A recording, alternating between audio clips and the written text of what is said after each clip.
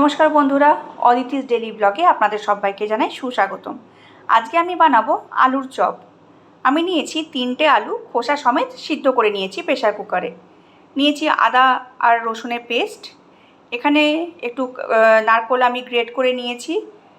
2টো পেঁয়াজ নিয়েছি, ভালো করে কুচিয়ে নিয়েছি। কাঁচা লঙ্কাগুলো ভালো করে কুচিয়ে নেব। নিয়েছি এখানে বেসন, এখানে 200 গ্রামের একটা প্যাকেট রয়েছে। আর নিয়েছি এখানে অল্প কিছু বাদাম, এটা আমি একটু তেলে অল্প করে ভেজে নিয়ে চপের মধ্যে দেব।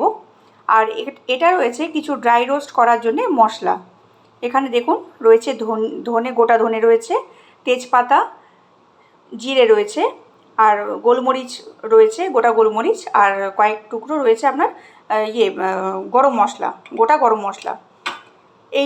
এই সব কটা মশলাকে নিয়ে, এই ড্রাই মশলাগুলোকে নিয়ে একটা ড্রাই রোস্ট করে নিতে হবে। এই জিনিসটা এই সময় তো বানানো সম্ভব না, তো সেই জন্যে আমার আগে থাকতে একটা এই ড্রাই মশলাটা বানানো রয়েছে।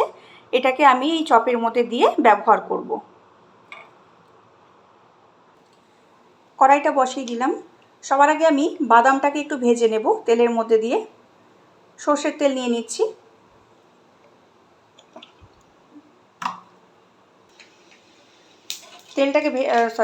বাদামটাকে ভেজে নিচ্ছি। এই সময়তে আমি একবার নারকেলটাকেও ভেজে নেব।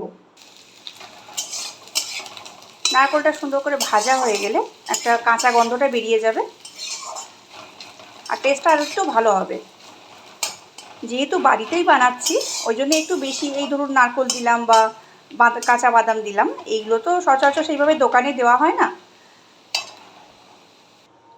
বাদাম আর নারকেল আমার দুটোই একসাথে ভাজা হয়ে গিয়েছে।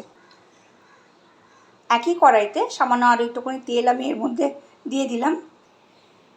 পেঁয়াজটাকে আমি এই সময়তে ভেজে নেব। খুব বেশি পেঁয়াজটাকে কড়া করে ভাজার দরকার নেই, একটু হালকা করে রঙটা পেঁয়াজের কালারটা চেঞ্জ হলেই আমরা আদা রসুনের যে পেস্টটা রয়েছে সেটা দিয়ে দেব। এই সময়তে আলুগুলোকে আমি ছাড়িয়ে নেব। আপনারা কিন্তু এইভাবে খোসা সমেত আলুটাকে সিদ্ধ করার চেষ্টা করবেন প্রেসার কুকারে দিয়ে বা আলাদা করে, যাই হোক। তাহলে কিন্তু এই আলুটা আরও অনেক বেশি টেস্ট হয়। নাহলে খোসা ছাড়িয়ে যদি আপনারা এটাকে সিদ্ধ করেন তাহলে কিন্তু একটা জলসা মতন ব্যাপার চলে আসে। ঠিক আছে, আমি এই আলুর খোসাগুলোকে একটু ছাড়িয়ে নিচ্ছি। আলুর খোসাগুলো ছাড়ানো হয়ে গিয়েছে। আমি পটাটো ম্যাশারটাকে দিয়ে আলুগুলোকে ভালো করে থেতো করে নেব। আলুটা আমার ভালো করে মাখা হয়ে গিয়েছে। পেঁয়াজটাও এদিকে ততক্ষণে সুন্দর করে ভাজা হয়ে গেছে। আমি এই সময়তে এর মধ্যে আদা রসুনের পেস্টটা দিয়ে দেব।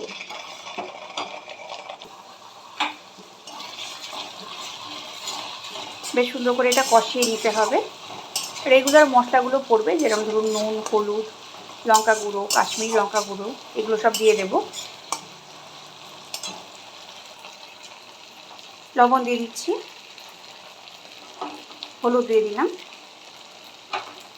আর কাশ্মীরি লঙ্কা গুঁড়ো, সুন্দর কালারটা আসবে। দিয়ে সুন্দর করে বেশ কষিয়ে নিতে হবে।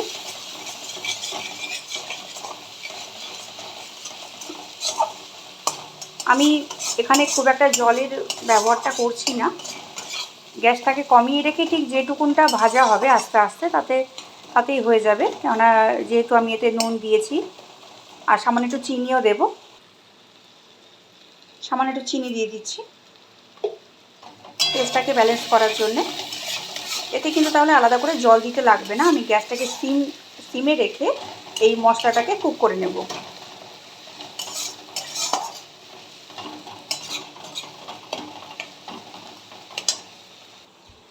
এই সময়তে আমি কাঁচা লঙ্কাগুলো দিয়ে দিচ্ছি।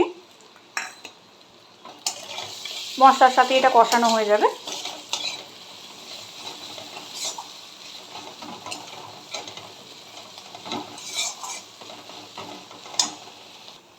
মশলাটা সুন্দর করে কষানো হয়ে গিয়েছে। এই সময়তে আমি আলু যে সিদ্ধটা করে রেখেছি, মেখে রেখেছি, ওটা এটার মধ্যে দিয়ে ভালো করে কষিয়ে নেব। আলুটাকে দিয়ে দিয়েছি, সুন্দর করে এই মশলাটার সাথে এখন মাখিয়ে নেব।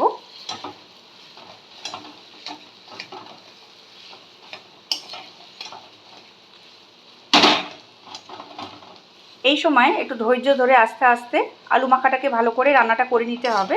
তাহলে আলুর মধ্যে যে ময়েশ্চারটা আছে সেটা পুরোটা টেনে যাবে, আর সুন্দর একটা গন্ধ বেরোবে, ভাজা হওয়ার একটা সুন্দর গন্ধ বেরোবে। এই সময়তে আমি এই যে ড্রাই রোস্টটা যেটা আমি আগে করে রেখেছিলাম সেটা আমি এটার মধ্যে দিয়ে দিচ্ছি। আর নারকেলটাকেও আমি এর মধ্যে দিয়ে দেবো, বাদামটাকে আমি পরে দেবো। সুন্দর করে বেশ মাখিয়ে নিতে হবে।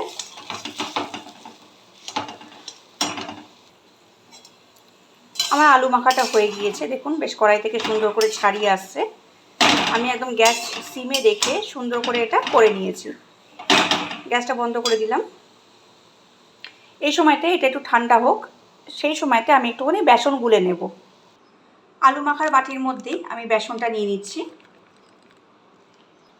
যেহেতু আমি পুরো পুরটা দিয়ে আমি আজকে চপ বানাবো না, পুর খানিকটা তোলাও থাকবে, আজকে আমার অত বেশি প্রয়োজন নেই, তো সেই হিসেবে আমি এখানে বেসনটা নিয়েছি। আপনারাও সেটা বুঝে বেসনটাকে নেবেন, পরে দরকার হলে আরেকটুখানি বাড়িয়ে নেওয়া যাবে। বেসনের মধ্যে আমি দিয়ে দিচ্ছি লবণ। লবণটা বুঝেই দেবেন, কেননা আমরা আলুর মধ্যেও অনেকটা লবণ দিয়েছি, আলু যে মাখাটা হয়েছিল সেটার মধ্যে।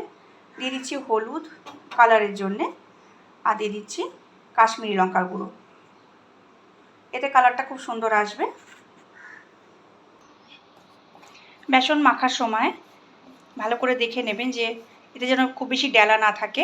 মনে করলে একবার ছেঁকনি দিয়েও ছেঁকে নিতে পারেন, কিন্তু যেহেতু আমার বেসন একদম ফ্রেশ বেসন, সেই জন্য আমি আর ছেঁকলাম না। খুব অল্প অল্প করে জল দিয়ে বেসনটাকে একটা ভালো করে ব্যাটারটা বানিয়ে নিতে হবে। হুট করে অনেক বেশি জল দিয়ে ফেলবেন না, নাহলে অনেক বেশি লিকুইড হয়ে যাবে। দেখুন বন্ধুরা, বেশ সুন্দর করে আমি ব্যাটারটাকে বানিয়ে নিয়েছি। ঠিক এতটা মতনই ঘনত্ব লাগবে, মানে দরকার হবে, সেই রকম জল বুঝে আপনারা দেবেন। এই ব্যাটারটার মধ্যে খুব সামান্য একটুখানি সাদা তেল আমি অ্যাড করব, তাহলে এই বেসনটার মধ্যে খুব সুন্দর একটা শাইনিং আসবে। হ্যাঁ দেখুন বন্ধুরা, এই মাখাটা বেশ ভালো রকম ঠান্ডা হয়ে গিয়েছে, তো আমার পুরো মাখাটা লাগবে না, আজকে আমি হাফ করব। কয়েকদিন পরে আমার যেদিনকে দরকার হবে আমি হাফ করব। এই মাখাটাকে আমি ফ্রিজে কিন্তু স্টোর করে রাখতে পারবো। এই সময়তে আমি এই মাখাটার মধ্যে বাদামটাকে দিয়ে ভালো করে মেখে নেব। খুব বেশি বাদাম দেওয়ার দরকার নেই, অল্প করে একটু মুখে পড়লেও ভালো লাগবে জিনিসটা। সুন্দর করে মাখা হয়ে গিয়েছে।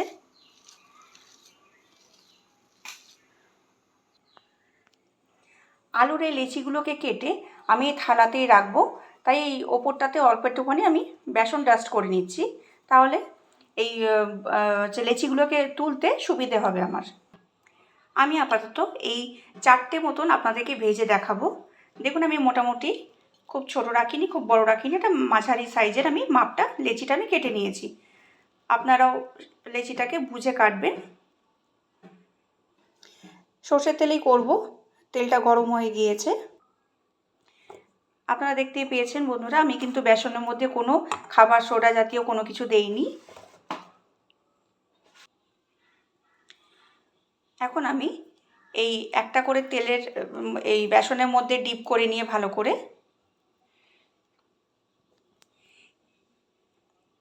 এইভাবে আমি ছেড়ে দেব তেলের মধ্যে।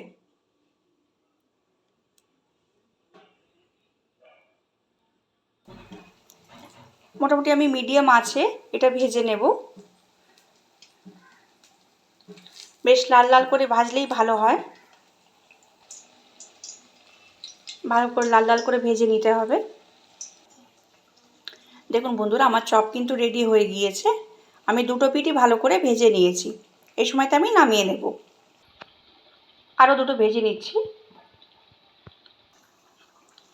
আমার আলুর চপ রেডি হয়ে গিয়েছে, দেখতে পাচ্ছেন কত সুন্দর নরম এবং খাস্তা হয়েছে। আপনাদের যদি আমার এই রেসিপিটা ভালো লেগে থাকে তাহলে অবশ্যই করে একটা লাইক কমেন্ট শেয়ার করতে ভুলবেন না। ধন্যবাদ বন্ধুরা।